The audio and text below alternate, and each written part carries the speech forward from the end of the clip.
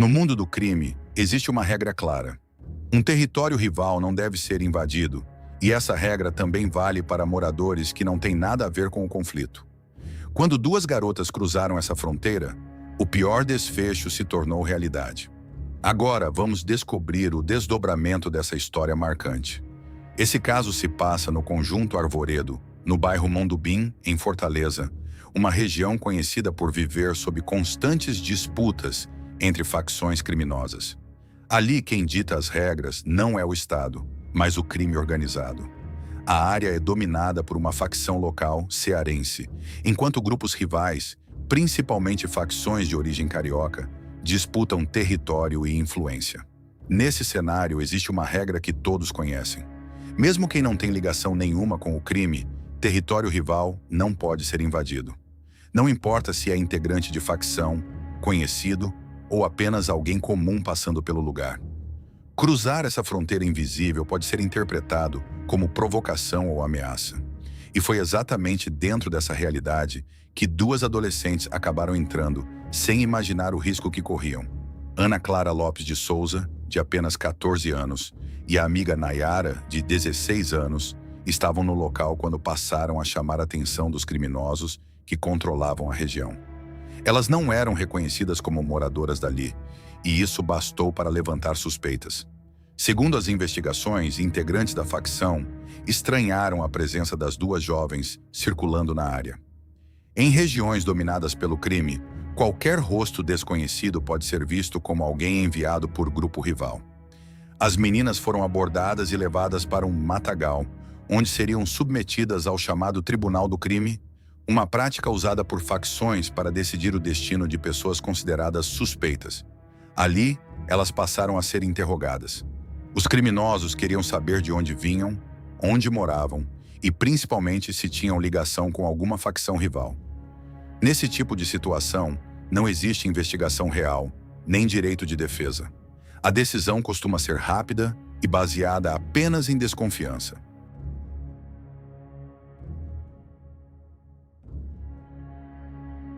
As imagens foram gravadas pelos próprios criminosos momentos antes do desfecho.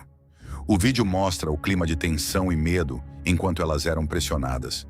Era como se o destino delas já estivesse sendo decidido ali, diante das câmeras dos próprios executores. No dia seguinte veio a confirmação da tragédia. Ana Clara e Nayara foram encontradas mortas com marcas de tiros em um loteamento no próprio bairro Mondubim. A brutalidade do crime e a pouca idade das vítimas chocaram moradores e rapidamente mobilizaram a Polícia Civil. As investigações começaram reconstruindo as últimas horas das adolescentes. Familiares foram localizados e ajudaram na identificação. Foi então que surgiu uma pista fundamental. Um amigo de uma das vítimas contou que tentou falar com elas na noite anterior e chegou a fazer uma chamada de vídeo. Só que quem apareceu na ligação não foi nenhuma das meninas, mas sim um homem. Durante a chamada, o criminoso exigiu que o garoto enviasse um vídeo comprovando que as adolescentes moravam em uma área dominada por uma facção específica do Ceará. O amigo acreditou que aquilo poderia ajudar a libertá-las e enviou o material. Mas tudo não passava de uma armadilha. Na verdade, os homens que estavam com as meninas pertenciam a uma facção carioca rival. Quando receberam o vídeo, interpretaram aquilo como prova de que as jovens eram ligadas ao grupo inimigo. A partir desse momento, segundo a polícia, foi tomada a decisão de executá-las. O número de telefone usado nessa conversa acabou sendo o detalhe que levou os investigadores até o primeiro suspeito. Poucas horas após o crime, Matheus Bezerra da Costa, de 19 anos, foi localizado e preso no bairro Itaperi. Na residência dele, os policiais encontraram pequenas quantidades de drogas, uma balança de precisão e um revólver calibre 38, que teria sido utilizado no duplo homicídio.